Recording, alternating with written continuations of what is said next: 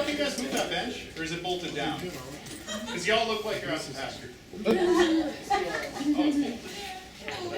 know what's not bolted down are the chairs. The chairs. We'll take care of that. You guys figure out what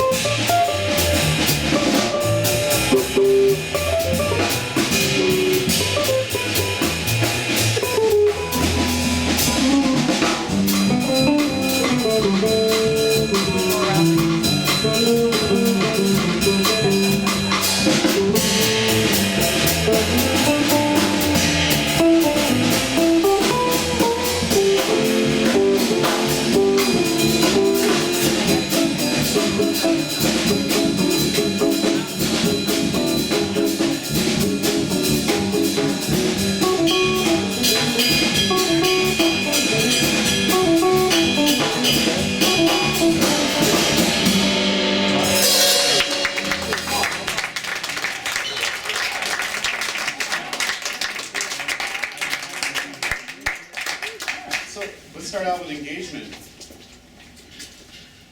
What did you experience? Did you remember anything? Did you feel anything? Did you move something? What did you notice while you were listening to that?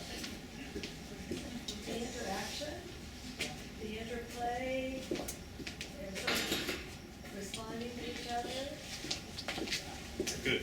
That was dialogue going on. Yeah.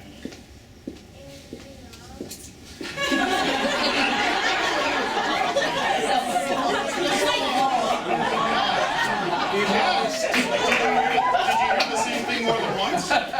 Yeah, the same thing happened more than once. That doesn't usually happen, right? If you watch a Hollywood movie, does the same thing happen more than once? Right? Not exactly. Yeah, this is different. That's a good observation. What else did you feel or notice or remember? Anybody remember anything or think about anything that's not here and now? Well, for me, I grew up around jazz and music. My father was a doo-wop singer, uncle was a drummer, and they would always practice in our basement. So for me, growing up as a little kid, I always was around instruments, always heard the music. So for me, it instantly took me back to, I grew up in the Midwest, and we had basements. So my parents would have cocktail parties. And it was just taking me back to that moment where I was a kid, and I remember just the sounds of music. And in the background, I would always hear clink, clink, clink of cocktails. So to me, synonymous is jazz, it's blues, there's adult beverages, spirits, etc. But that's kind of where it took me to a childhood experience where jazz really kind of resonates with me. A well-lubricated childhood. Indeed, that's from my house. It brings back the dance of the day, the swing and the movie Dancing at the Savoy, that type of thing. How did that feel? Oh, good. For me, I don't know. Well, why didn't you get up and Yeah, so feel free to. They're still shy. We'll break them in. Because somebody's going to have to show me before the end of the night how this is done. I'm just a beginner. I was aware of several things. What I love, especially in a trio, is this combination of synergy of playing together and under certain rules, and then all of a sudden the rules are broken and you break for a riff by the drummer, the bass player, or the guitarist. And you break out and then you come back together, and then you break out and come back together, which is just a great combination of each of you individually and then your sounds together. And also, for me, there's something, I don't know if there's I don't know all the terms, but the guitar you have, the sound, for me, is so reminiscent of Les Paul, and which to me is like a warm feeling versus some of the harsh electric guitars today. It just has a great warm feeling. Yeah. And we can absolutely. When I hear this, I hear history. You know, I think, oh, okay, 12-bar blues, 1913, first published. That's when W.C. Handy published the St. Louis Blues, which was the first song that had the blues form. That became the standard for the blues form. And then I look at this and I say, oh, so we have two of the three original American instruments here, right? We got the drum kit and we got the electric guitar. Les Paul invented one of them, right, with the plank.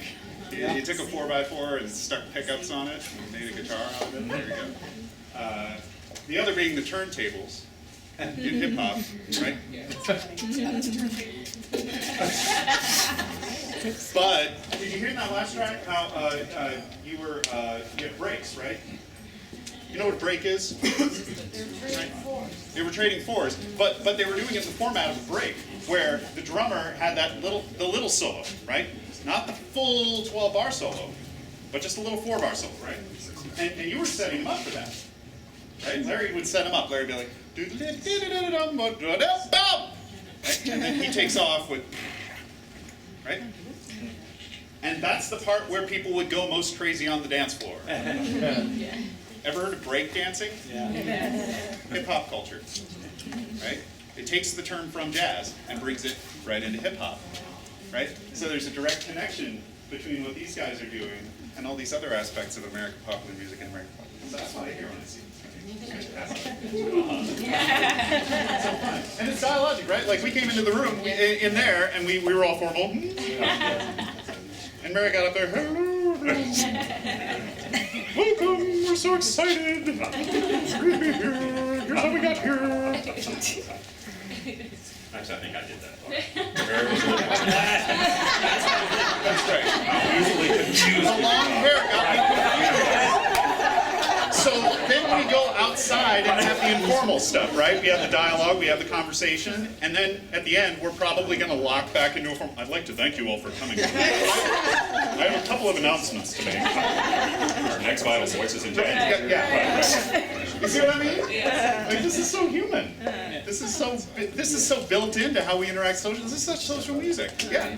Well, just going off of your comment about synergy, I thought it was interesting the eye contact that happens because they're not really looking at each other's instruments, which for me, who is not someone who plays an instrument, really, you know, I would imagine I'd want to look at somebody's instrument because I need to know where I was in the song, especially in a jazz song. But you guys are just locked eyes, like it's this great romance. No, really. It's a very interesting. I just know there's something there because they're feeling some kind of energy that's going between them. Let's ask them. What's your experience of that, guys? What's with the eye contact? What are you thinking? Sometimes it can be a cue or a signal of someone. Let them know there's a change coming, you want to go to a different section. Take the song somewhere else. I mean, I think we try as much as we can to communicate with music, but sometimes you just have to, like, yo, I'm ready to move on now. What happens when somebody messes up? When someone accidentally drops 2 bars? You just keep going. Improv. The best thing about jazz is you can easily cover it up. What that says is that it wasn't planned like classical music follows the written music, and yours isn't planned that specifically, right? Right. So you have to stay in contact. Yeah. We're kind of communicating in a language as much as we can. So there are like certain phrases you may use to tell other people where to go or what you would like to do. But when you start out, you don't really know where you're going to end up. Yeah, okay. It's like a conversation. All right, we have exactly 3 minutes and 45 seconds to have a conversation now. I'll be wrapping it up starting at 3:30. So we're going to, and if you go over 2 minutes and 45 seconds and if you haven't let me talk yet, I'm just going to interrupt you. Okay, because we got to get it done that amount of time. I mean, who would do that? Right? That would be psychotic. Yeah. But, you know, it's interesting you say that, Rick, because music is not only a conversation between them, but it's between them and us. And when we talk to people, sometimes we raise our voices and sometimes we talk softer. And I was very aware of the difference. And I used to be a drummer, but the difference between using sticks versus the brushes. The brushes and the sound of the brushes on the snare and the cymbals just has a feeling that is so different. And for me, brings me back to like the 50s and the 60s. Just, again, it's just comforting. Yeah. You got it. Yeah. So from listening to some of the comments here, I get the impression that a lot of people here know about music. I have no knowledge of music. My favorite band is Pearl Jam. But I just love this opera. But I did have a question, and I'm wondering if you could explain it in layman's terms. Since I'm not a music conversion people here, but it sounded like while you guys were playing, that you looked at the drummer and did you say 18? Oh no, yeah, no, I said 8 because when we did the training thing with the drum breaks, with the short solos, at first we did like Larry would play for 4 bars, and then we would leave it open for the drummer for 4 bars. But a common thing to do is on the next go around through the song, you switch it to 8. So like Larry would play 8, and then we'll let Jacob play 8, which is what we do. It's a cute. Yeah, trading fours and trading eights. Yeah, exactly. Yeah. Good deal. All right, so who brought something to share that would like to plug that in at this moment? Anyone bring a reading or an artifact or a memory? Something else that you wanted to share? Or the reason why you love jazz, because I'm sure some of you probably just are here because the Botanical Gardens is beautiful, and then some of you actually have that connection to jazz and blues, whether you grew up with it or you just love listening to it. But we want to hear those stories. So we got to share a little bit, but we want to hear you share with us. Why do you like it? But we don't want to put you on the spot. So, it's easy as we'll pass a list around. If you guys want to get up and share, let us know, and we could. Yeah, let's do this then. If you guys could pair off with someone you don't know and exchange reasons that you engaged with this somehow. You might have liked it, you might have not liked it at all. You might have thought it was too long. Right? And in that case you just said, I thought it was too long. Right? But talk with each other about what you noticed that you responded to. You have 30 seconds. Ready, set, go. And introduce yourselves.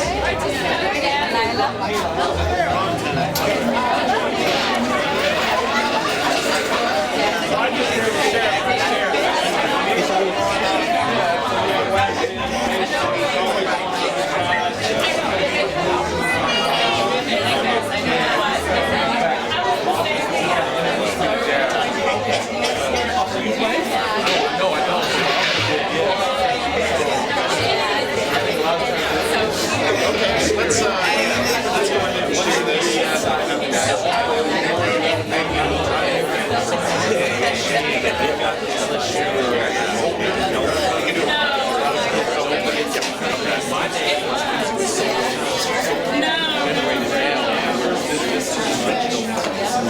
This is like very like it's got all the ingredients. And it tastes good.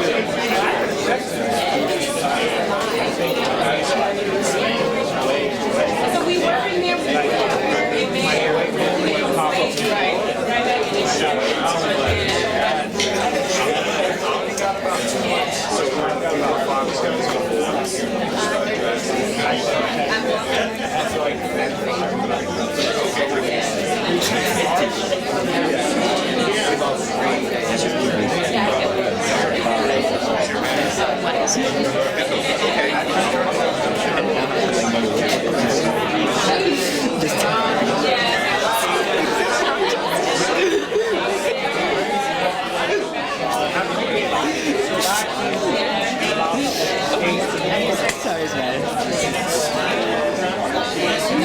Not yet. No, not yet. Never know. Studio's so bright. It might happen.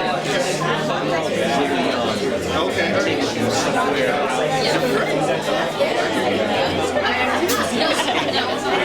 All right. Yeah, I'm like, Let's bring it back in. maybe I'm gonna have to like Mouse the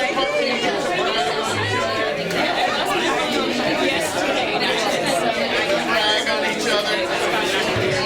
Who's partner had a really good who's partner had a really good all right, brag on it. Feels love.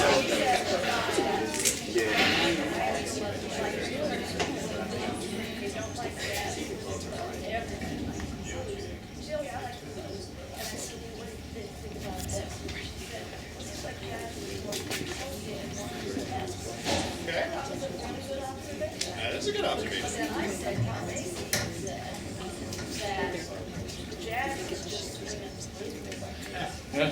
No, Cal Basie said it has to be. It has to be true. It must be true. Yes. Or driving the blues. One of those two. Yeah, it is. I like that observation. That's a good one. Good job. You people have good ears. I can tell. So, who else's partner had a good one? They both had good ones. You know, You can give them the $5 later. How did you select these young men, and how did you select the type of instruments that you Very good question. I have a very good answer. I didn't. We did. They did. They selected their own instruments, but we wanted youth. So with because Project Humanity is part of ASU, they have a jazz band already. We wanted to bring local musicians, and we thought normally when you think of jazz, and I hate to say it, but you think of older bands, you think of kind of the traditional, and so we wanted, and not to mature, I'll say, but we wanted to just show that to bring youth into it, so that some people that when they think of jazz, they think it's just it's the stuff my mother used to listen to or my parents, but to really know that no, this is jazz, it's blues. Everyone's doing it now, and the younger generation, more than anything, is using it, but also they're incorporating it in different forms of music, whether it's hip-hop, whether it's, breakdancing, and so we wanted to show that with the younger band. You guys, how did you decide what instruments you were going to bring? Because they got to bring... When I think about jazz, I tend to think more traditionally, it seems to be there's a lot more men involved in jazz and blues, and I was wondering what the role of women jazz musicians would be. Great question. There's some really good female jazz. A lot of them sing. A lot of them sing and are very good. There's some very good modern new jazz singers that are, some of my favorite music out there right now. And then there's also people like Maria Schneider, who, if you haven't heard of the Maria Schneider Big Band, she's one of the best big band writers out there right now. Do you think there's a reason why it is heavily more male-dominated than when females are involved? In the 1930s, there were 4 all-women big bands touring. And I just saw a film at the Musical Instrument Museum called The Girls in the Band. It was about those. International Sweethearts of Rhythm. Sweethearts of Rhythm was an all-black band, or in those days an all-colored band, but their saxophone player wanted to get married, so she left the band. So Roz Cron, who is as white as any white person here with reddish hair, she joined the band. Everything was fine until they went on a bus tour of the South. And she had to stay on the bus because of the laws back then about mixing. I want to tell you that there is a new exhibit at the Musical Instrument Museum called the Women in Jazz Exhibit. And a most wonderful musician here named Nadine Jansen, who died about 4 years ago, was on the Marion McPartland Piano Jazz Show, lived here from the 60s on, did some traveling, but she's been added to the jazz exhibit. She played piano with the left hand and trumpet with the right at the same time. And it was not a gimmick. There were 2 different keys as musicians know. And she was amazing, and I just kept plugging them and nudging them until they added her to the exhibit. Because she was local, they didn't feel she was worthy, shall I say. And you know how those egghead. Yes. This is a topic that jazz people have talked about for decades, and scholars love to talk about, because there's a lot that's masculine about playing these instruments, right? I mean, look at the shape. and he's holding sticks, and then you've got that thing. So there's a symbolism about it, but there's also the culture of the cutting contest that gets talked about a lot in jazz. The notion that these guys get into a room and they try to toss each other out of the ring, much like in hip-hop, in a battle, or in a classical competition. How many male conductors are out there in the classical world? So there's certainly a gendering of the roles, and yeah, absolutely. And jazz is not unique. I guess what I'm saying is jazz is not unique in that, right? It has its gendered roles, just like so many other genres do. We have one of the first female tuba faculty in the country here at ASU. Out of the hundreds of tuba faculty in all the schools of music all over the country, right? We got one of the one A few, right? And that's because the instrument's gendered. People look at it and they make assumptions about it. And people challenge those assumptions every day. Yeah. But that's interesting though, because if you go to a symphony, for example, I don't think those same assumptions necessarily would apply to those who are playing instruments. Or is that true? Well, that's what I'm saying, they do. They in the symphonies as well, because I've seen more women. Not on double bass though. Right, that's what I'm Right. The instruments are somehow, I don't get that same sort of gender. Violin, yeah. Yeah, yeah. Violin, yeah. Harp. Yeah. Well, and in the back when jazz emerged, the piano was a feminine instrument. That's why Jelly Roll Morton didn't. That's why he played the way he did, where he did, because that's why he acted like such a masculine chauvinist jerk, some people say, because he was compensating for playing this feminine instrument. It was all feminized, yeah. Just want to maybe just throw in the notion here. I clearly see the connection with bringing in a youthful jazz group in contrast to the traditional older cats. I'm familiar with the Thelonious Monk Institute in New Orleans, and they have a great program to recruit and to keep jazz live. What are some of the things that IASU is doing, or maybe just for dialogue, and maybe just some comments from you guys? What's kind of been your path to want to get into jazz as opposed to popular music, hip hop, R&B, etc.? Because I think there's a connection with the maturity, and we kind of talked about that. I didn't start listening to jazz until my ear got soft, maybe in the 30s. Kind of got tired of the boom, boom, boom. But for me, it was just good writing music, and I think for the up-and-coming generation, you almost have to develop the appreciation for it. So I know that's kind of a loaded question, or maybe just comment, but I don't know if you guys want to maybe... Yeah, it seems like there's a higher threshold for not knowing enough to be able to get into it. Sure. When it's not out there in the popular culture as much as some other styles. Sure. What do you guys think? Well, I grew up playing rock and roll. I'm sure a lot of these guys also grew up playing different music and listening to different music. And then at some point in my mid to late teens, I got to see some jazz live. And I think that was the turning point for me. Seeing it in person is a lot different than hearing it on an older recording. There's a lot, we notice the interaction. The music is, it's just like, it's danceable. It's not as flat as it may seem on a record. And so, and like you, like, I wanted to get further into jazz, but had to develop my ear towards it because it just had more components and some, you know, there's a lot less vocals, so you can't, it's hard to follow the song flow and things like that. And so. It's a challenge, right? For yeah. making that leap from classical or rock playing to jazz. It takes a couple of years. Yeah. You can't get a heavy metal in 3 days. Jeanette? I'd like to invite you guys to check out the Nash and Phoenix. Thank you. Oh, There we go. Yes. we played the There you can go, yeah, but we're talking about young folks. She means you guys. I have not checked it out because there are some phenomenal young folk. They come there on Sunday evening from 6 to 9, and they have jam sessions that are just as good as any of the pros. And it's $5. I mean, and they have other groups. Tomorrow night they have a group coming there.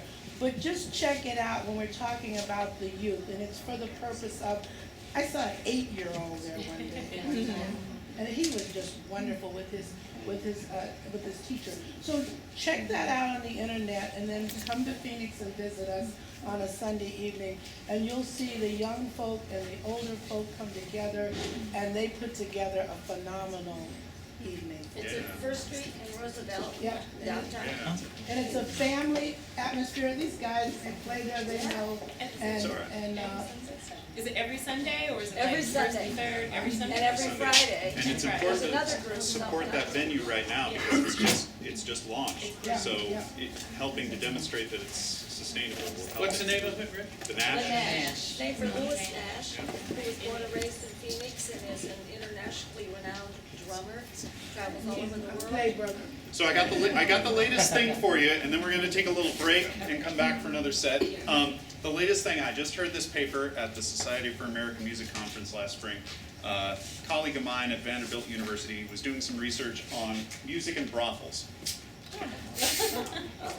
All right, music and brothels, right?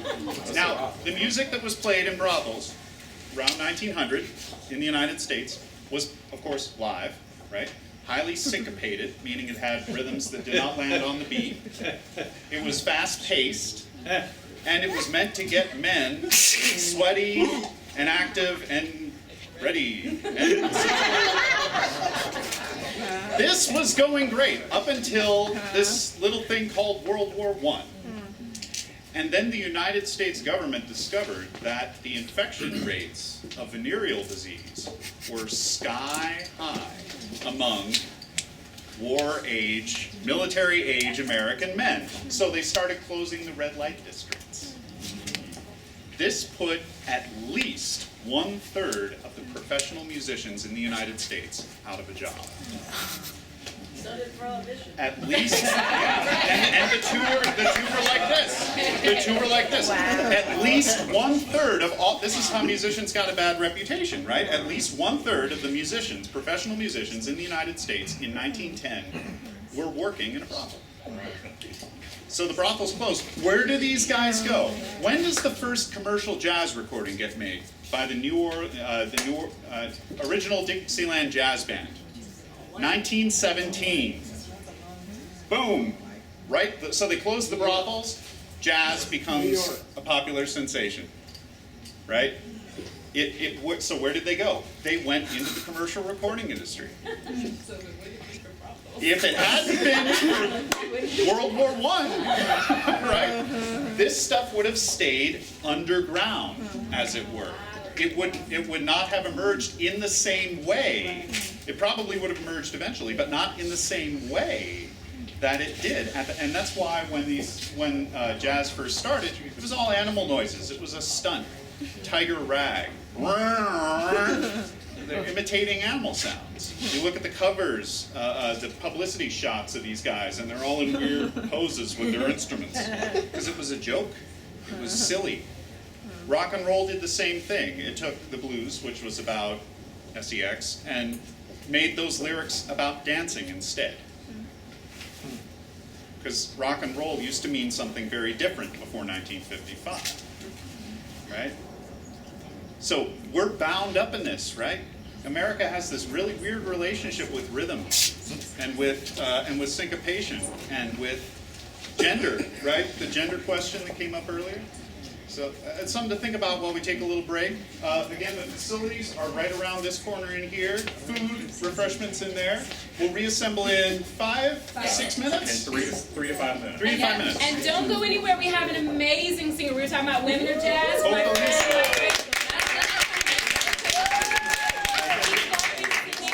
some of those women of jazz, some of those songs. And some of you brought stuff to share. Show and tell. Yes, show and tell. Next part. You really learn best from the people who know how to do it. So the key is to just kind of jump in and see what you can make of it, and then try and interact with other people, have conversations with more experienced people who can help you, help guide you. I mean, it's a lifelong journey to learn how to play this music. And, you need as much help as you can. It's a process, yeah. Was there a high school jazz band where you went? Yeah, I played in jazz band. I used to play the saxophone, so I played in jazz band through middle school and high school, and that gave me, at least an introduction to how to get around music. Other stories about how people got into jazz? Yeah, I'm actually going to share one of mine. I do a lot of acting, and I was kind of just like you. I used to hear jazz, but I didn't really have the appreciation for it. It was just something my mom listened to when she cleaned the house. And so I'm like, it sounds good, but I'm like, where are the words? I used to always ask her, do they ever sing? Where are the words? And I did a lot of musical theater, and we had a play one time. It was called The Girl in the Mirror. It was a play that we actually ended up writing, and it had a lot of jazz and blues kind of tones in it, and we had to do a lot of dancing. And so listening to those listening to the songs and having to learn the dance, you know, the swing and some of the neat, really neat dances, it got me into it. And I started studying jazz, and I was like, I really like this music. So I got an appreciation because with that play, that show, we rehearsed it for so much, the music was in my head. And then after that, I found myself buying it and going, hey, I don't really mind so much that it doesn't have words. It's something else that I'm listening to, that beat, that rhythm, that drove me, and I loved it. So that's my story.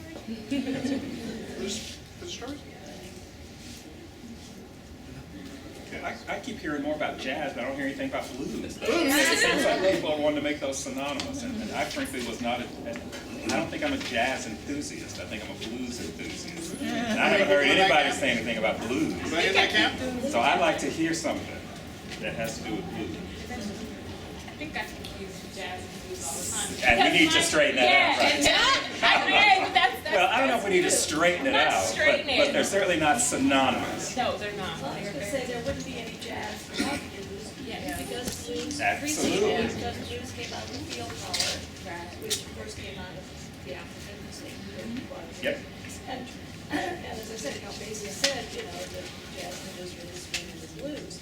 And it is, the 12-bar blues is the basis of a lot of music. Now, the blues is particularly now some time is more of a bebop, so it didn't have a bluesy feel to most people, most of us. But if you will play again and play a real jazz blues, I'd like to hear that if there's time. Actually, I think our vocalist had a blues piece that she was going, a Not blues number? yet. She's Not yet. waiting to- She's just waiting for her guitar. That, there was only And one she's kind of going music to- in the entire world. Yeah. If it were blues, more people would like it. They would like jazz or classical music or reggae or all the modern pop type music. I think that blues crosses all age groups, all ethnicities, all cultures, because there's a feel to it. Is that why you like it? It's emotion. Well, I think so, and I think also the gospel connection. I also see the country music, and what's interesting about the blues, and having grown up in the South, then I sort of saw it as a kind of regional identity that was also very rural and also very raw and raunchy and nasty in ways that and Muddy messy, waters, yeah. right? And messy and What's that? muddy and watery and muddy waters, right? Which was not as neat, tidy as jazz was, and clean and precise and kind of pristine. Yeah. But listen to what she just said. It came out of pain. Blues came out. Yeah. Pain and misery and hopelessness and so on. When your heart was broke, that's what you listened to. Listen to some blues. It sounds 'cause it good, feels but- good and it sounds good. It's removed. But, Yeah, what's the butt? right, but now the bud. Yeah, comment in the back? Okay, about the blues, I grew up in Chicago, and so that's where I remember blues. In fact, Bo Diddley, now, is he associated with blues? Bo Diddley? Bo Diddley. You know who Bo Diddley is? Yes, lived in my apartment building where we lived in Chicago. And Dr. Wester's correct because many of those in the South brought this to Chicago. But I remember listening to my mother and my aunts and, you know, sitting around listening to blues, but it wasn't because they were sad. Right. They were listening to the blues because they were having a good time. Yeah, so it's not always about being sad. It's about they just enjoying it. Well, The artist often It tells a story. the artist wrote it out of pain. We enjoy listening to it, We can tell. but the artist often wrote it out of pain. I'm trying to think of some of the names besides Etta James that, Bessie Smith. You look all the way back to what are called the blues mamas in the 1920s, these vaudeville performers. Ma Rainey, Bessie Smith is the most famous of them. Yeah, and these were people who often, you know, just like the gospel blues singers of the same period, they led a very hard life as a musician, traveling around. You couldn't stay in hotels in the South. One couldn't go to restaurants in the South. And one got, musicians, it happens, we get ripped off, Yeah. right? But it happened a lot more to those people. So, quite literally living hand to mouth with very few friends in the world around them. There was another comment? Somebody asked how they choose their instruments or whatever. When I was in 6th grade, I chose the drums, and for me it was very specific. And I looked at other instruments, and I looked at music, sheet music, and all other sheet music had notes going all up and down the scales, and drums were all on one line. And I thought, all I have to do is remember the rhythm. I don't have to read the notes, A, B, C, D. And I know I made that choice that way, but the interesting thing for me was later on in life I went into dance, which was all basically about rhythm. Not so much, it still was the music, but it was really about the rhythm. And in terms of jazz, I loved Brubeck and Gabor Szabo and Carlos Santana even, because they were all about the rhythms, about different rhythms and time signatures. And Brubeck was about mixing different time signatures. And for me, that, as a jazz dance choreographer, I tried to mix that up too, not just the same old da-da-da-da-da-da-da, but doing things differently, stopping and moving like jazz musicians would. Without, Dick was saying, I said, jazz's structure, the structure of jazz is no structure. And Dick said it was like a cubist painting that has some structure, but it's really the soul of the painter in there with just a little bit of structure. So very modern, both of those ideas. Yeah. So that's my story. Yeah. Oh, that's good. Did anyone bring an object? Or an item? Something physical? Did you bring something physical? You brought something physical. Don't make me share. I'm going to make you share. Don't make me share. This is my pet lizard. Show and tell. You brought some show and tell? Well, I was actually, because I have been sort of not concerned about, but very sort of fascinated with that whole sort of blues and was interested in looking at sort of blues through just the titles of the blues. And what was always sort of interesting to me is, as a fan of Billie Holiday and the women blues singers, I would hear other people say, oh, when I hear the blues, I just want to go shoot myself. But you really don't understand the blues, because the blues was about survival. It was about the caged bird singing. So if I listen to like some of the titles of the blues, they were like Crazy Blues, or Downhearted Blues, or Sweet Black Woman, or Rocking Chair Blues, or Jailhouse Blues, or Sobbing Hearted Blues, or Dirty No Gooders Blues, Down in the Dumps, In the House Blues, Shipwreck Blues, Take Me for a Buggy Ride Blues. Because blues was also about the nasty. Baby, won't you please come home? Or Young Woman's Blues, or Pickpocket Blues, or Mean Old Bedbug Blues, or Nobody Knows You When You're Down and Out. Please help me get him off my mind. Or Reckless Blues, or Give Me a Pigfoot, Hard Time Blues. But I think it was this poem by a friend who's in Birmingham who sort of put the blues in perspective and gave it, I think, a kind of, I hate to say universal, but the potential for everybody to at least have a blues moment. And so this is a poem by Priscilla Hancock Cooper, and it's called Blues Song, 1993. And she says, the blues was a song someone else sang who had picked cotton or did washing or washed windows or swept floors or couldn't find a way to feed her children. The blues was a song of hard times, removed from the world of college degrees and cultural awareness and Pan-Africanism and I know who, I, you, we am-ism. The blues was the song of the brother downtown who rose at 6 and walked till 5 and earned not 1 penny and returned to the corner dependent on friends to buy the wine to drown his sorrows. The blues was the song of someone else, someone older, someone less wise, someone uneducated, someone unaware, someone other than the woman until she loved a man, lost a child, left her home and locked herself into her world humming the blues. And that was When you migrate. Yeah, it's like the rain. Oh, we're on the low. That's handsome. Jazz in Arizona was founded in 1977 in Phoenix when there were only 5 jazz clubs, 4 of which a white woman like me shouldn't go to. I went to them anyhow. One was the Century Sky Room, the other was Bob Kate's Rose Room, and a few others. Anyhow, this organization is still ongoing, 35, 36 years. It owns the Nash, that Verna? Velvet. Jeanette, that Jeanette told us about, and it is a wonderful place. This is available online. I have 2 copies if anybody wants to take them tonight, but it's online at jazzinaz.org,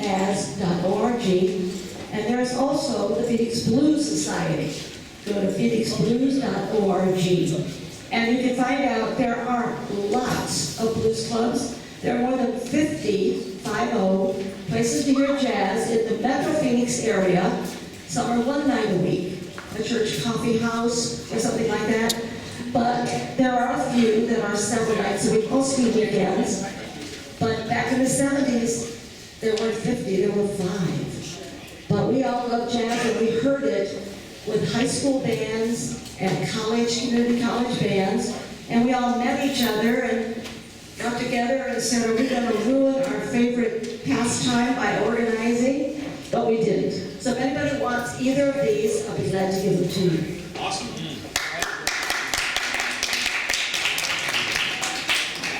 Yeah, you know, this is one of those, I gotta do the historian thing for just 1 second, and then we're gonna get to some more stories. But yeah, the blues is so central to our understanding of who African American people are.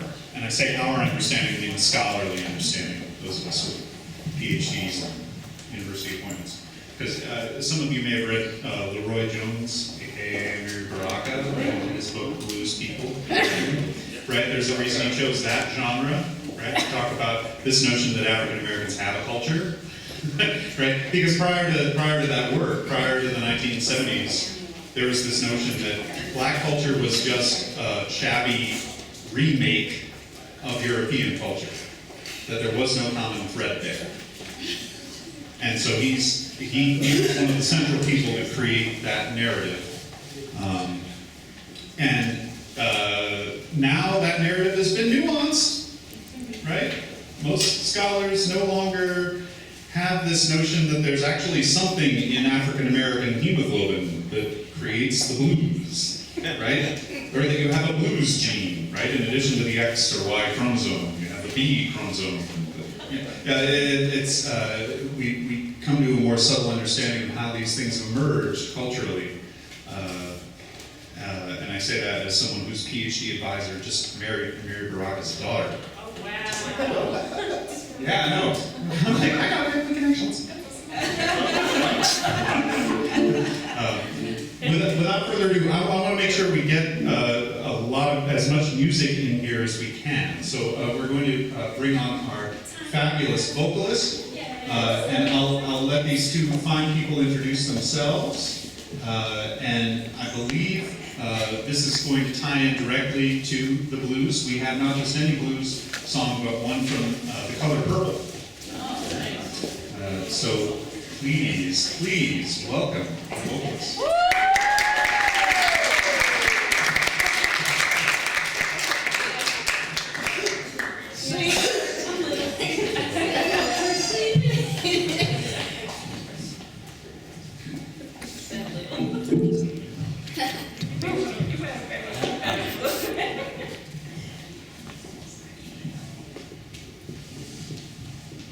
Hi.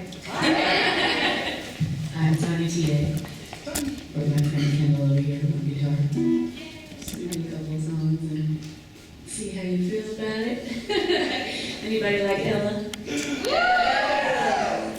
This is one that I never really hear anybody do, and I always like that because it's fun. And funny, actually the words are funny.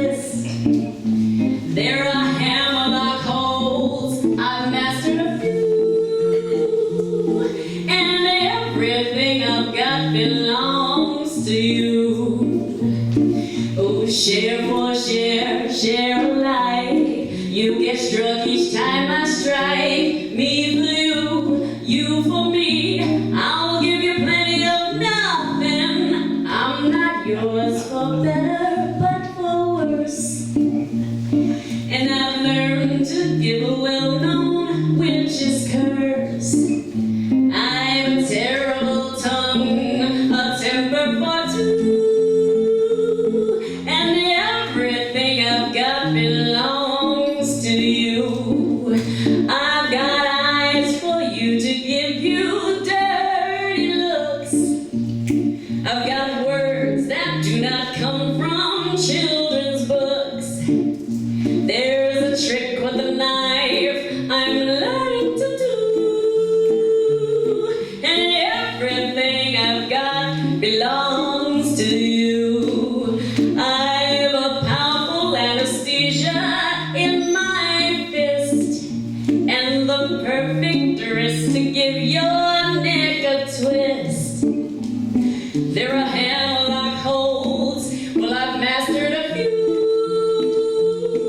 and everything I've got belongs to you. Oh, share for share, share alike. You get struck each time I strike. Me for you, you for me. I'll give you plenty of nothing. Oh, I'm not yours for better, but for worse. And I've learned to give a well-known witch's curse. Ooh, I've a terrible tongue and a temper for two. And everything I've got belongs to you.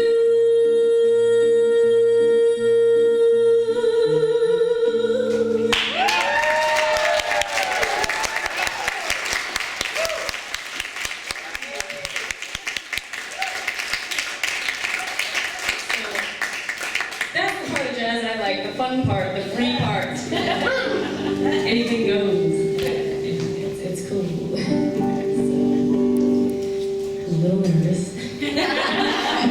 I'm not used to the smaller crowds and lights where I can actually see faces. I'm used to like lights in my face where I can't see anybody. I don't think I've ever been this close to someone. It's cool. Intimate settings are good. I sing in a bunch of different spots around town. Sharks has the blues. I've done some stuff down in Pedregal and all over the place. I recently was at the jazz festival singing background for Jamie Foxx. That was cool. That was cool. Yes, I was a roulette for a moment. I was a sledge sister over the summer too, but that was cool. So we're gonna slide into a blues thing. Something off the beaten path mentioned. It is from the movie The Color Purple. And I remember Shug Avery. I wanted to be her. I still do. So that's what all this is about. Gel and a toothbrush, in case you were wondering. It works. Okay. So.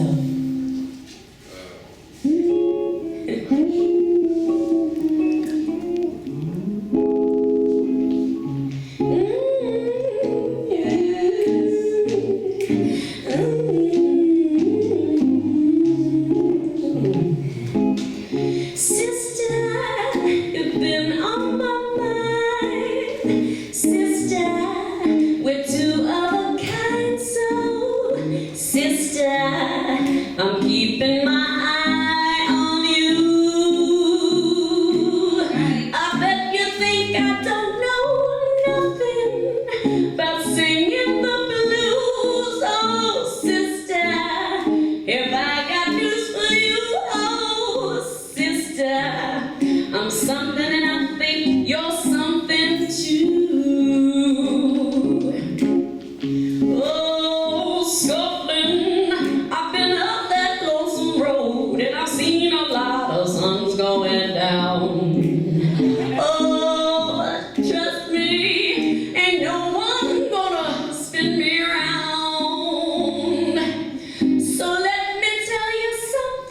sister, remember your name. No, mister, gonna take your stuff away. Oh, sister, we sure don't have a whole lot of time.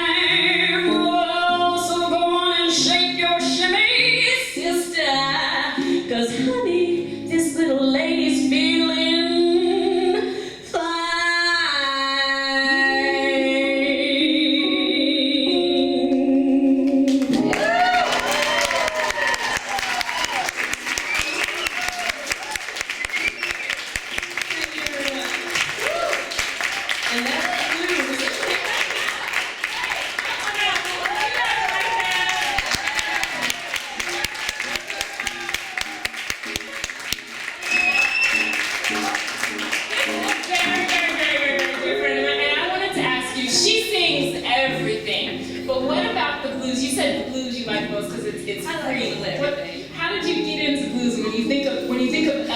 you thought of the songs you wanted to sing tonight. What made you choose those two songs?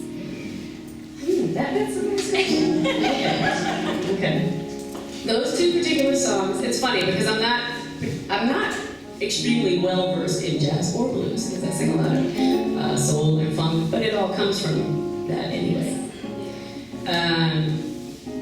Those two particular songs, like I said, the Ella song in particular is just off the beaten path. It's fun. It brings a little humor into music.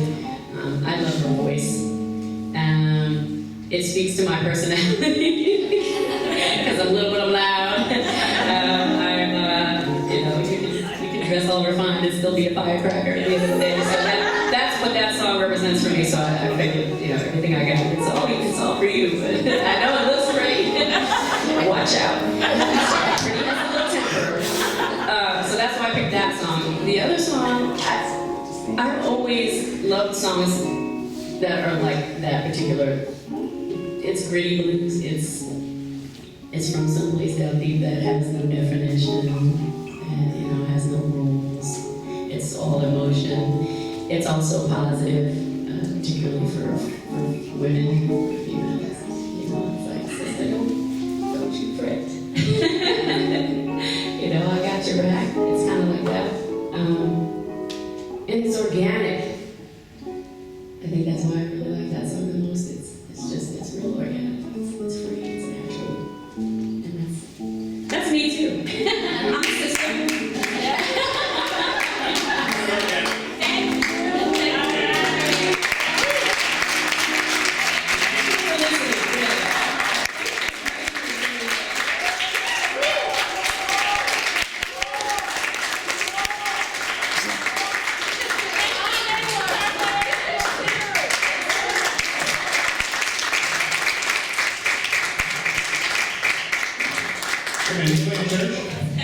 You play in church?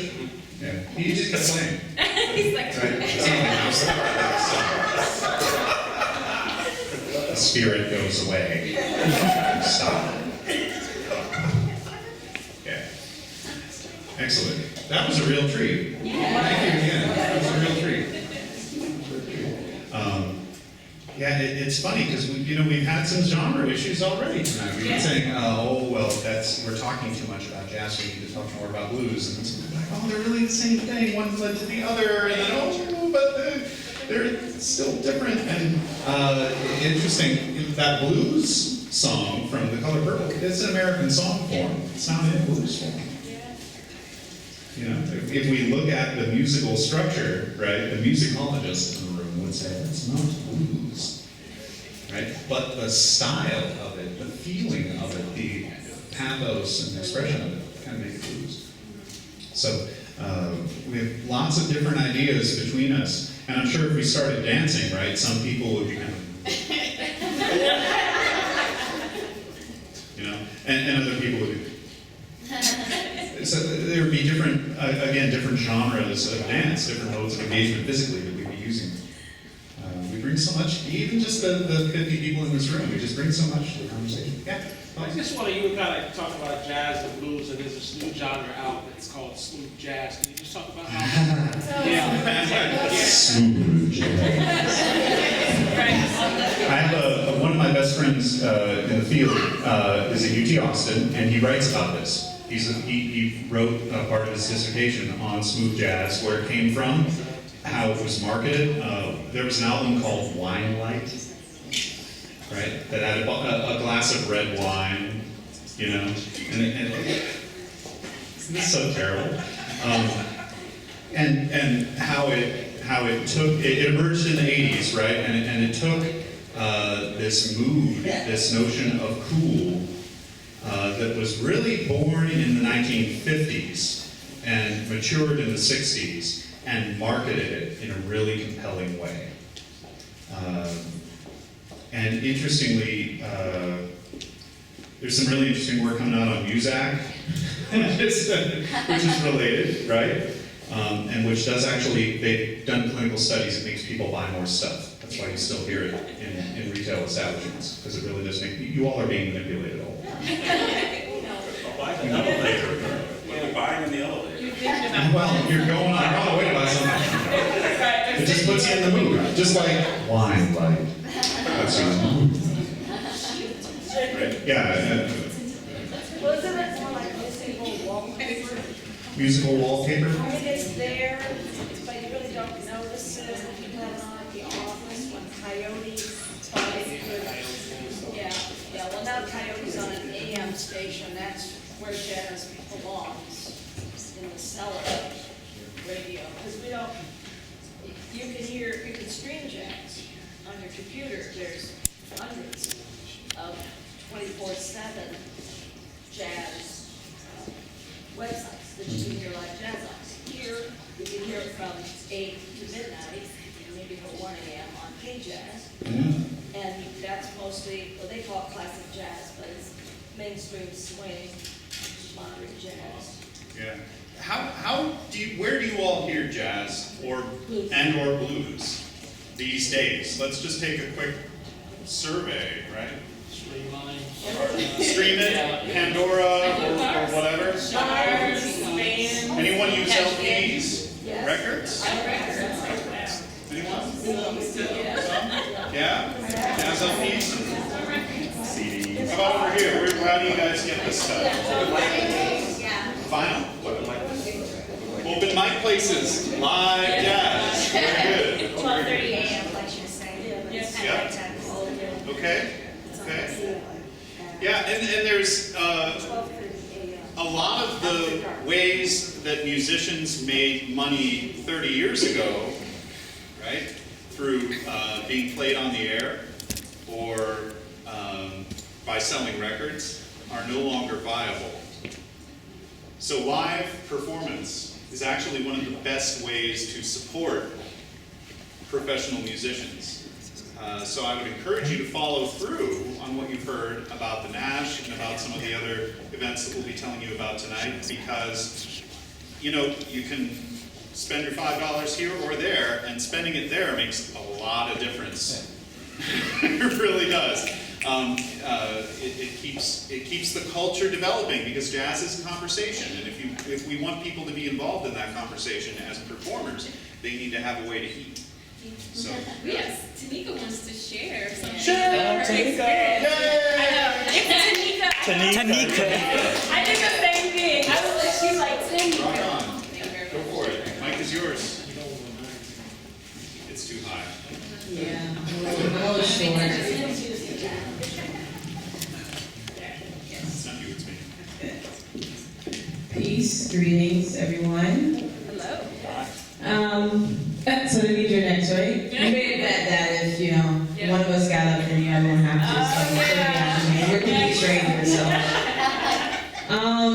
So I was just gonna sit here and listen and observe and all of that. I'm just in town. I was here for a few days. I'm leaving tomorrow, but yeah, just happened to come to the gardens and just, you know, be in the desert and nature, and I saw a sign, so I was like, wow, jazz and blues, I guess 6:30, it's 6:42, I'll just come in and see what's happening. So here I am, but I've been inspired by band, people speaking, the blues, your speech, the last singer that came up, thank you very much. So, of course, as, you know, artists. Sometimes we just come and want to observe, but then we're inspired to do something. So,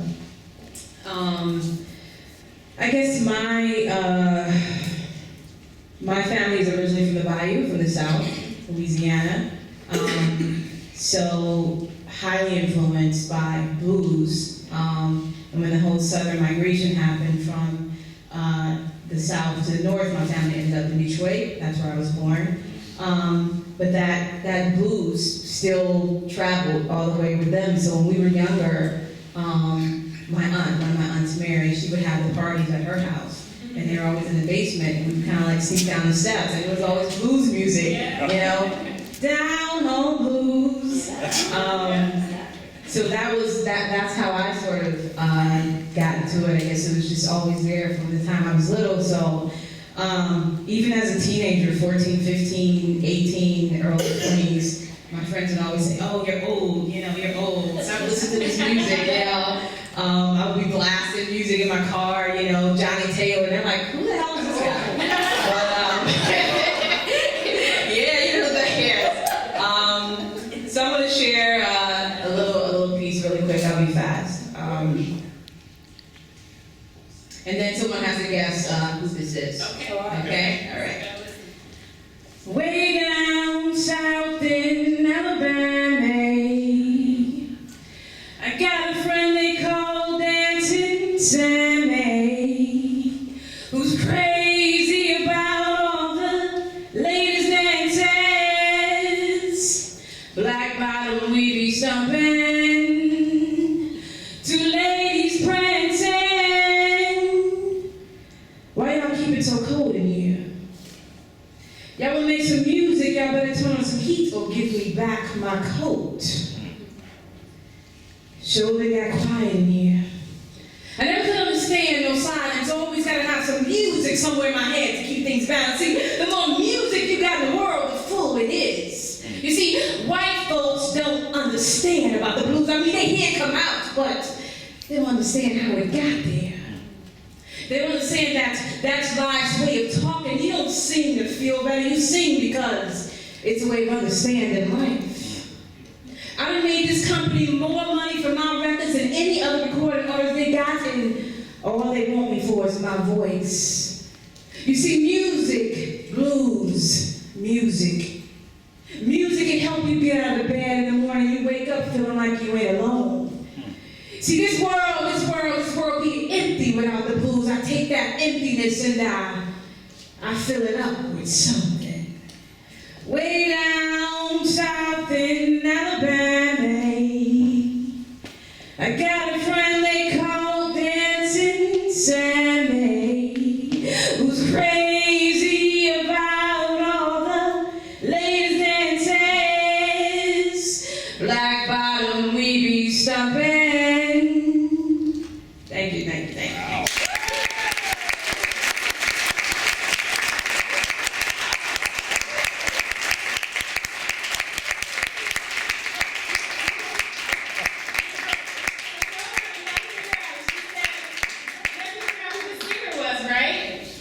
You wanted us, Tanika, you wanted us to figure out who the singer was? Yes. Who do you guys think is the singer? Does anybody know? Ma Rainey or Bessie Smith? Bessie Smith. Are they right? Ma Rainey. Yeah. All right, good job. Okay.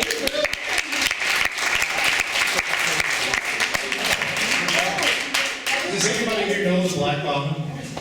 The dance, the Black Bottom? Anybody? I used to.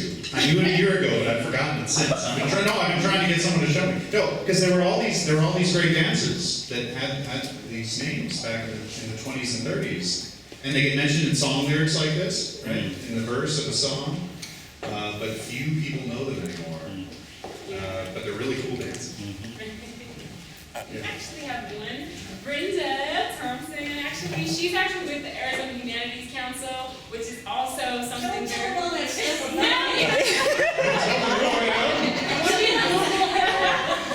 going to be a spectator, but we have to let you know, the Arizona Humanities Council is an amazing organization to unite humanities and cultural projects. She's going to share a story with us. So. Yay, Brenda!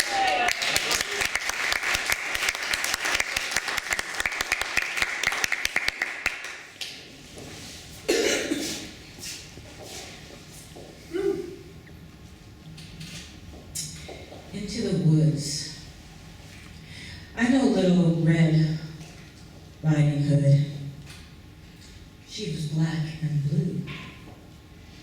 She didn't go into the woods by herself. She took a train from Buffalo, New York, and it was cold, and she went all the way to New Haven, Connecticut.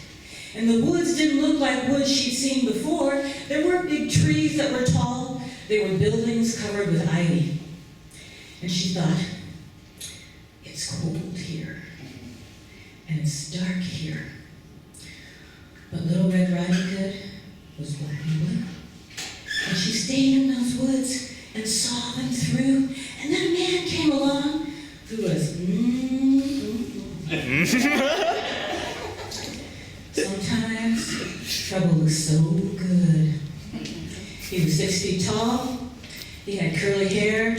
He had teeth so white she squinted her eyes. And he said, Little Red Riding Hood, you sure look good. And he needed to get stronger and bigger. And so he used to do push-ups. And Little Red Riding Hood sat on his back so it would be harder.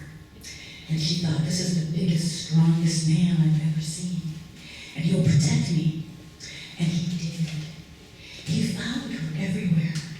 To class, to dinner, to the movies. And pretty soon there was nowhere she could go where he was not there. And then one night, something happened. It turned from spring to fall. It got colder and colder. And suddenly, he didn't look the same.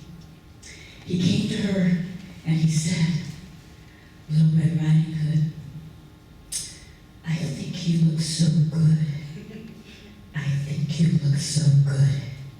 He put his hands on her face and he held her there and he stared into her eyes and he talked. And when she tried to get up, he would not let her leave. And when she called for help, he covered her mouth with his hand.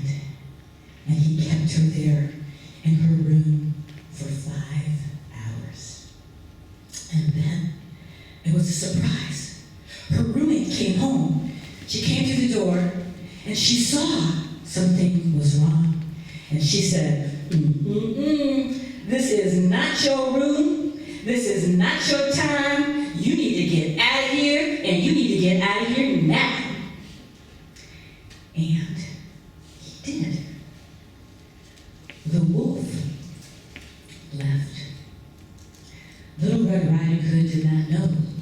When she went to the tall buildings and the ivy, that she was learning a lesson her parents had not intended when they sent her to Yale.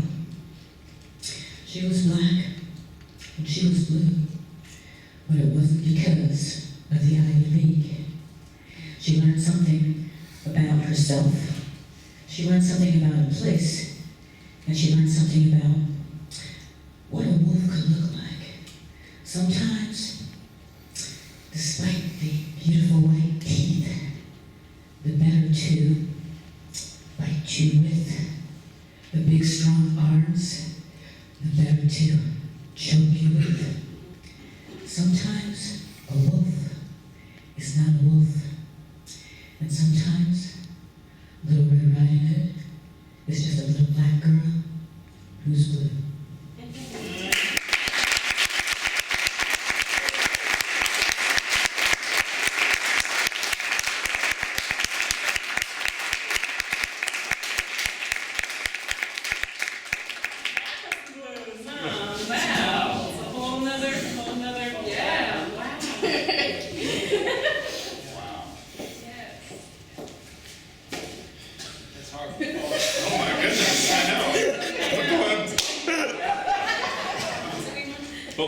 It's about time, isn't it?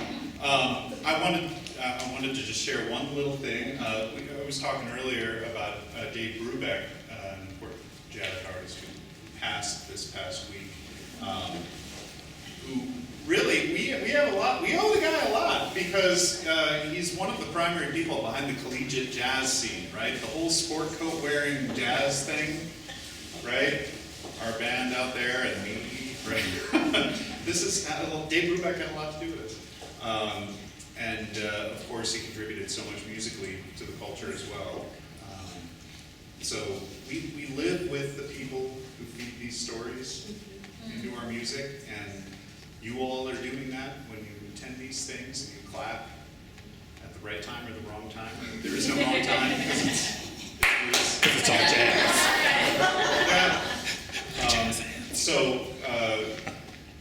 Thank you all for being part of this, and I'm inspired by you all being here tonight, and I've really enjoyed speaking with most of you at one point or another.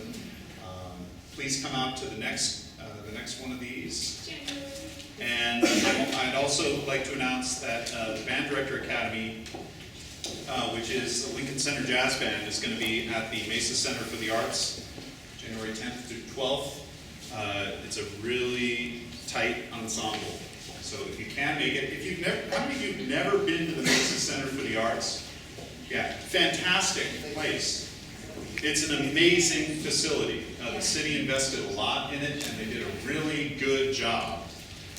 The only place in the valley I've seen that I think is more beautiful is the Theater at the Mint, which is just gorgeous. You know, whoa! But the Mesa Center for the Arts is fantastic. So please try to make it out to that January 10th through 12th. And I would also like to thank these fabulous people for inviting me here.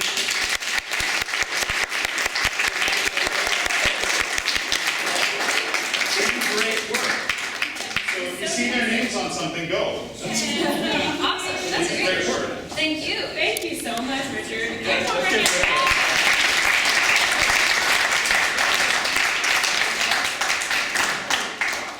So I hope you guys all came out tonight. You got to see and share a little bit, and we have people that didn't even expect to get up and they shared, and we appreciate that.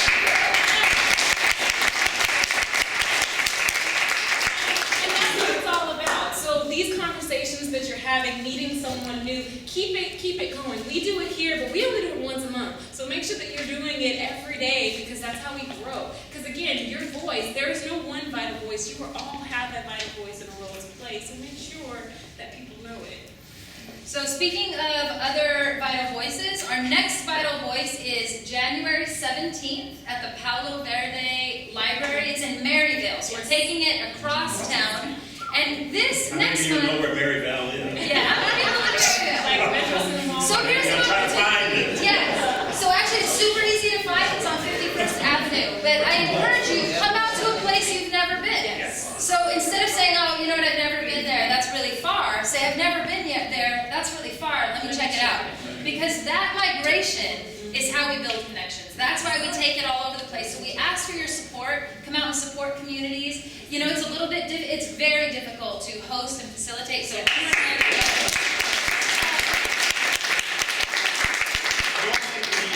and the topic for next month, for January, is childhood stories. So it's not just about telling stories, children's stories, it's about our childhood stories. Because they look different than the fairy tale books, right? And we're interested in hearing what are the many different ways that we grew up as children, or the ways that we interpret our own childhood or others. So come out and share that with us. We'll also have performers. It's a similar model. There will be performers that we hire, people that are inspired to step up, and then more conversation. So we welcome that. It's January 17th at Maryville, Palo Verde Library. And that's it. Oh, and then you want to plug Facebook? Yes. And you say, well, how am I going to remember that? I'm going to say, because we have a Facebook page, and you can take these little buttons that some of you are wearing, because that'll lead you. It's called Project Humanities. I'm Project Humanities. This is Performance in the Borderlands. This is Savvy Pen. And the three of us are Vital Voices. And so we want to see you, and we have some buttons. We have a sign-up sheet here. We are not stalkers. What we really want to do is sort of keep you in the circle. In the circle, and we can't thank you enough for finding your way here. Yes, Some of you drove miles and miles and walked around this entire garden here, but you got here, and that's what's important. So we thank you again for coming. I encourage you to take any of those donuts and any of that drinking stuff with you, and 'tis the season. Be safe, be happy, and we'd like to see you in the new year. All right? Yes,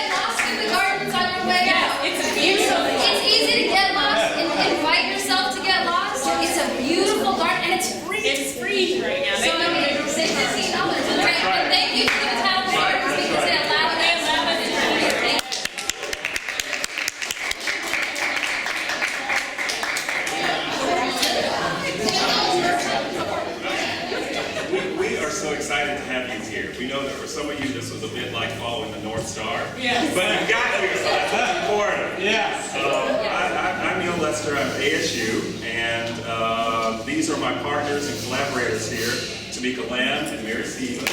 And together, we are Vital Voices. So we should perform. Yeah, right. It's a half performance. This is improv. This is improv. This is improv. Yeah. And we'd like to explain a little bit about what it is we do and why we are excited about having you here. Because without you, actually, we're not the Vital Voices, you're the Vital Voices. So maybe we can give you a little bit of history of why we're here and how we came to sort of be in this space. So Mary and Tamika. Oh, okay, all right. Whoa. Okay, cool. All right. So Vital Voices started about 6 months ago now? Oh, wow. That goes by really fast. Yeah, John knows, he was there at the beginning. It started with a Facebook conversation about Zora Neale Hurston that Tamika posted on Facebook saying, I love Zora Neale Hurston. And so out of this little comment, which is what happens. Oh, are you going to do this? Which is what happened. I'm just going to use it to get everyone. Which is what happens with Facebook often these days. We decided as a group, let's get together and have open spaces and public spaces where we can bring performance, kind of talk and dialogue, sometimes a little bit of a lecture, but mostly it's really about us talking to each other and have an open mic style sharing. Because rather than one person being the expert, many of us have experiences with different topics or different histories that we can share and actually teach each other. You want to take that? And so that's what we've started to do. We've had some great, this is our first Jazz and Blues. We had Gloria Anzalutula, we had Zora Neale Hurston, we had the human rights photographer, Sebastião Salgado. So we've had amazing stories and storytelling. Indigenous voices. And these all came out of the point of how do we express vital voices in our community? And what is vital? And who defines what vital is? And so that's why we're not the experts up here. We get the subjects, but on that board back there, we always ask you, who would you like to see featured next? Who or what? If it's a genre or it's a person, leave that back there on the sticky note because that's how we choose what we're going to feature next. So you are part of this, and without you, we couldn't keep it going. So and we do it all over the valley. Yes. So we have Storyteller Mark, who was at the Cesar Chavez Library last month. And this is a new space, and we like to bring different people who ordinarily wouldn't come to a space and do something that you've never done before. And my guess is that this moment that we have now is one that you've never had before. Especially if you look around with these people, and it's also a moment that we will never recreate. So let's make it the best that we can make it. How we're going to coordinate this, because we do have a person who is also a vital voice to help facilitate this, and then we'll sort of help figure out how we're going to move back and forth, have some stuff to eat, but have some sharing. Some sharing, some caring, and kicking off the holiday season. How about that? All right. Who's new here? Yes. Who's new here? Who's never been to a vital voice? Raise your hand high. Okay, never been to a vital voice. Oh my goodness. That's good. So what we'd like you to do is look at a neighbor that you don't know. Because part of the way that we expand our community is by reaching out to people that we may not know. And shake their hand and introduce yourself. And then turn to your left, and then turn to your right. And you can shake your butt if you want to do that.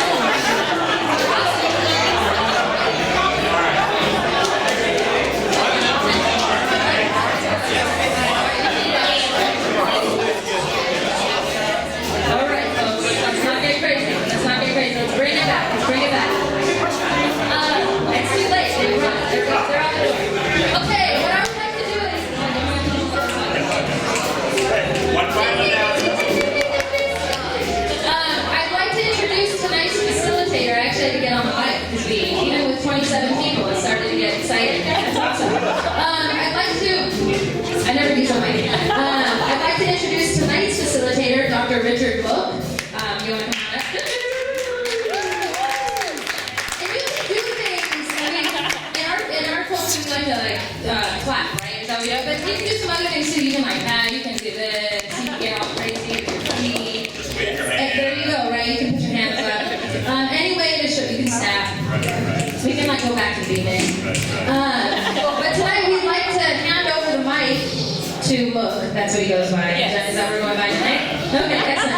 And he's going to share with us how tonight is going to kind of roll. There aren't a lot of rules, but there's some invitations. Yes. We're going to invite you to do some things that are different. He's going to share that with us, maybe like move our seats and things like that. Yeah. Welcome, Richard Luke. I look forward to getting to know each of you tonight. So I'm Rick Mook. I'm an American music scholar at ASU in the School of Music, and it's my pleasure to be with you this evening. What we're going to do is try to engage with the music and with each other and with our stories and with our experiences, and hopefully create some new experiences around the music and around our shared history and our different histories. So I thought we'd start by going out and actually doing the music part, right? Because that's the best part. And it's calling us. Yes, it's calling us, indeed. Savoy is calling you from the deck. I think that's what they're playing. So what you'll find out there is a small combo. Let's go listen for a few minutes. We'll find out more about it.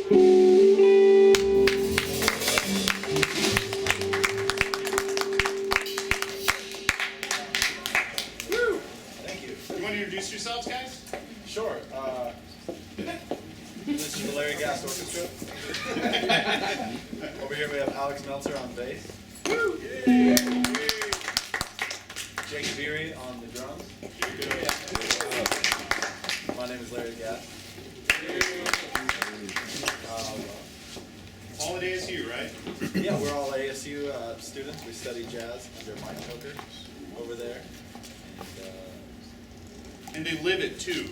I mean, two of these guys live together, and then there's another former student of mine who's in there who plays keyboard, so they're just 24-hour jazz. They're in it. Yeah, one of the nice things about being a jazz major at ASU is the community is really interactive, so everyone hangs out a lot, plays together, works together, and shares ideas. So you get a lot more than just a book education. It's a so, the next song we're going to do is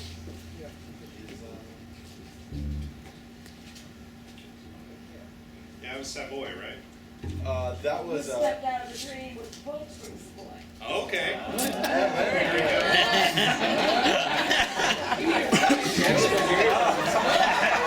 Bring it. Now I know who it is. Just saying, right? Yes. No, that's perfect. That's a standard called "You Stepped Out of a Dream" with quotes from "Stomping at the Savoy," another famous jazz song. And now I'm gonna really watch what I play.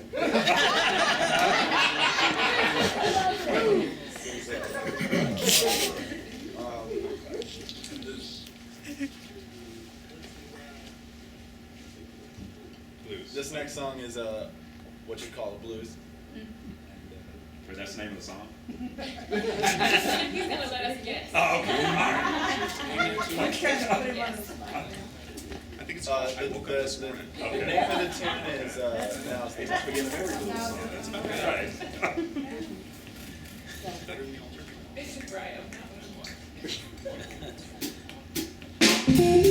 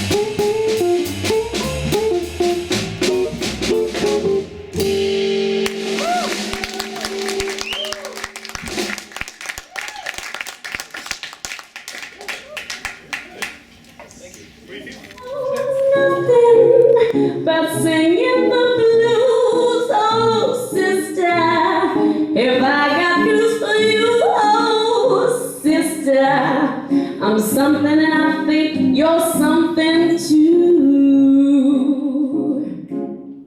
Oh, Scotland, I've been up that lonesome road and I've seen a lot of suns going down. Oh, trust me, ain't no one gonna spin me around. So let me tell you something, sister. Remember your name, no, mister. Gonna take your stuff away, oh, sister. We sure don't